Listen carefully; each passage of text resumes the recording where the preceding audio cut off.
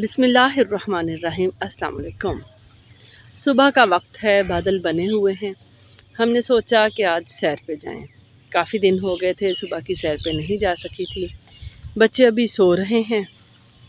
आज हम सहन में सोए थे।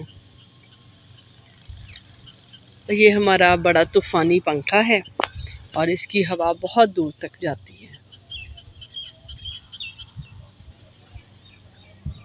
बच्चे अभी सो रहे हैं तो हमने सोचा बाहर निकलते हैं, और साइड से बाहर निकले तो सामने जी हमारा इंतज़ार हो रहा था। आफियत इसी में समझी कि वापस चलें। रात की बची हुई रोटियां लेके आई, इनको दी ताकि ये रास्ता छोड़ दें, लेकिन जैसे ही दरवाज़ा खोला ये गायब हो चुके थे। किसी का नामो निशान नहीं था। मैंने तो सोचा था इन्होंने मुझे सैर करने नहीं देनी, लेकिन दूर से ये नज़र आ गया। सिक्योरिटी गार्ड में बताया कि इसकी नज़र बड़ी तेज़ है और ये हमारा ध्यान रखता है। ये पहुंच गया और इसने आके खाना खाया। मैंने कहा चलो ठीक है, ये खाना खाता है, उतनी देर में मैं वॉक कर लेती हूँ।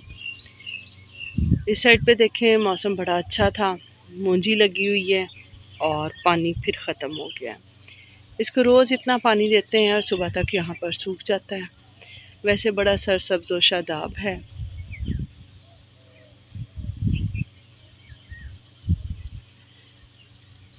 अभी सोच ही रही थी कि सामने से दो गार्ड और आ गए।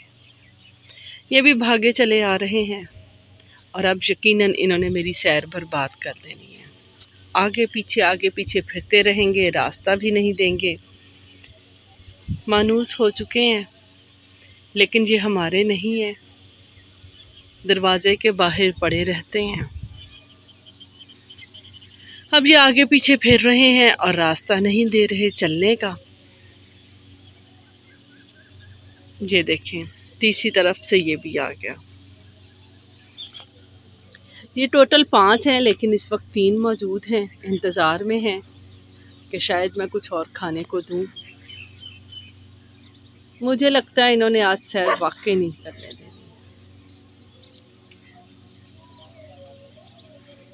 आगे पीछे बस यही काम है। इस वक्त लोग भी मौजूद नहीं है। मैं ज़्यादा दूर भी नहीं जाना चाह रही, क्या पता होता जानवर ही है ना, काट ना ले।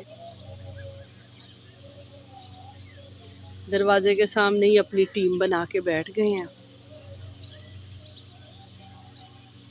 चलें जी, बिज़ी हैं तो हम हिम्मत करके दूसरी तरफ को सैर करने जाते हैं।